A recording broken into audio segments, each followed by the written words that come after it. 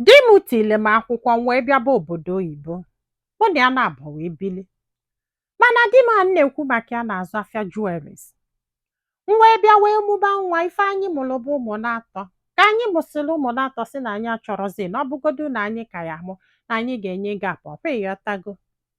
So ya wee bịa na shọpụ di na-enyeli aka na-ele jewelries. O wee bụrụ na ya ka di ya wee mara anya afịa anọ ịgbago olu ka a na-eme ọfụma. Di ewesị a na ọ kakwanụ mma na ya mepelie shọpụ nke ka ọ zụba ka o nwee ife ọ na-eme ya wee kwalụ. Di wee chọta shop wee goteli obele jewelries ya weta from shop ya tirie ya wesị a na o pelu mpe na o nwee obele ego ya ji wee bịa ya na-esevu since ya na ya na-abọ ji wee biri. Ya chọ ka anyị the money ka o ti wee gotekwuolie mọ ya wee lụọlie aka ndị ọ ga-egotelie duto na ọnya nwa na-anọkarị na shop ndị ama ndị na-agakarị afịa. Di wee gotelie ya wee bido wee lebe ya bido ti na online lebekwuo na-eship ebe niile o. Ọ sị m afịa bido gaba o, afịa bido gaba na-aga ya na-azụzi afịa welu connection dị na-azụ afịa pịọta na-akpọfasị ya na nwunye onye dị otu fa na-ese ndịrị ya afịa na ya na-akwụghachikwe ọfụma ma ọ bụrụ na ya nweta. Ọ sị m anọgidezie shop ebe di chọtara ya na ọ dabazi ịghọta kịta. Mana ya na di emepelu joint account ka o bidosieli afịa nke ya. So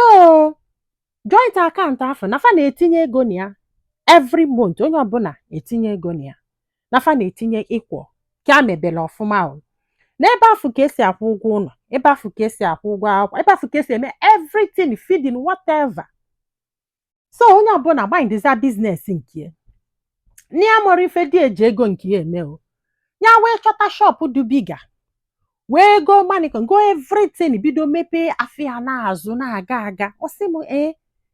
nne ya na-agba mbọ nye ya na-azụ afịa ụmụ nwanyị ju na nke maka na ya makwu fashion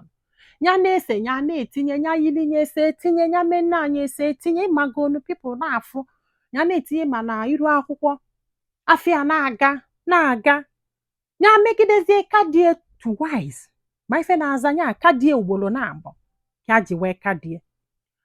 Ọ sị bụ na di ebidokwe o n'obugodo ụzọ si ya na ego afọ a na-etinye na akaụntụ nne ya ga na-etinyezi 50 ka nwa na-etinye 100 dị ụtọ na afịa agagwo high too much. Ya kwelụsị ya with all pleasure because na ya na-eme ka ezigbo ego. Ọ bụrụkwa na data amount ka a na-etinye no am na-enye unu example. So ya na-etinye 100 dị na-etinye 50. Anọgidezikwe di ya bịa sị ya n'ebe enunwa ya nọdụkwanụ ka ọdụ n'ime nne ya chọọ ka ya kwatazie shop ya na nke kafa na abụọ zụbazia ka ọ bụzala ofu afịa n'ebe anụnwa buru ibu. Ya wee sị ya mba ya chọrọ ịnọrọ onwe ya ka azụba nke. O wee sị ya na ọnya nwa mepeli afịa kedu ife omine afa ncha niile ka bụkwa nke n'isi mkpido na akpa mkpi na anya nwa na ọnọdụ ka nwa bọyị ya wee sị ya mba ya bụrụ nwa bọyị gị na nwunye gị ka abụ imepeli afịa ya azụba afịa na amara ife gị na ego gị na-eje o. Kama na ya chọrọ joint business na ife achọbụ onye ọbụla zụbala onwe ya maka na ọ bụrụ na ị chọrọ joint business na mụ na gị na-abụ kalik zụba mgbe m bịara na shop gị but no na isi m jee zụba nke m. Ọ sị m ya agwasị anya ọsị anya hapụ ife anwa na o nwere ife ome na ekwukokwe n'ife akwụ after all onye nwa mepeli afịa ya mala ego onye ya tinye ya wesị a na itile ego mana chetakwa na o nwere ego nye gị itinyekwu. Ọ sị a gịnị ji wee mezie na ọnya na anụ ya n'isi mkpi ka dị na akpa mkpi ya wesị a na ya chọrọ o. Ọ sị m na di ebido kwekọbalụ ndị mmadụ n'ife mere o ji kọba ndị mmadụ na o nwee one day maka na ya nyebulie key shop ya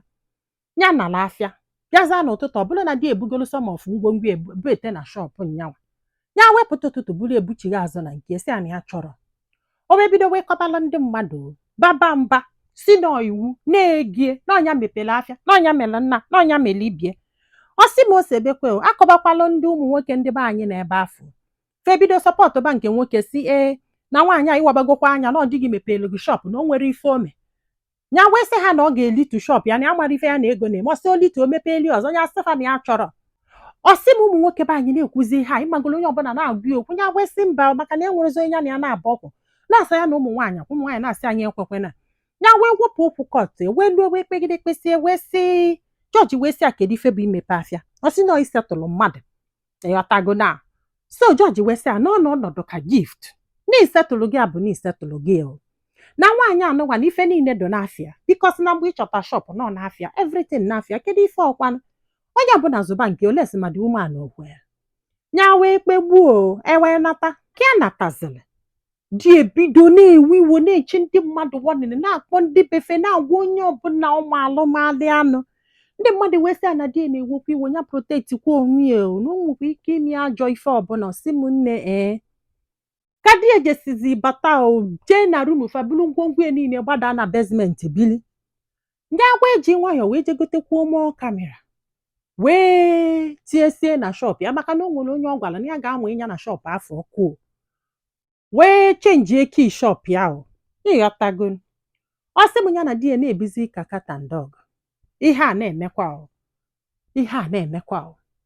n'ife a nọzikwalụ bụ na ya pụtara ụtụtụ one day jee na shop ya wee bụrụ na jewelries niile wenyitele isi fancha niile gone nye nne na ọbụna o nwere ebe esi wee bata na ya mara na odie na ya mara mgbe o ji wee welu kinye wee jee kpọọ wee nye ndị mmadụ fa wee bata wee zuo onye oshi jewelries ya wee kpọọ ọnụ ndị eke unu maka ndị eke nke obodo oyibo na-ada na fa wee chọba o wee bụ na kamera ndị ya zoro ezo maka na fakulisi kamera ndị du na-esho ịmagolo ndị du outside pike fancha niile wee jee wee pike ha one by one wee jụba ha wee si na ọdie n'ọdị ebe onye nyere ha ki wee sị ha jee zuo onye oshi mgbe eji wee nwụtasị afa ncha niile ọ bụrụ na di ya buru di jewelries nya straight to baya golie so ewekpulu di ewee kpọchikwuo ewee sị ama oye press charges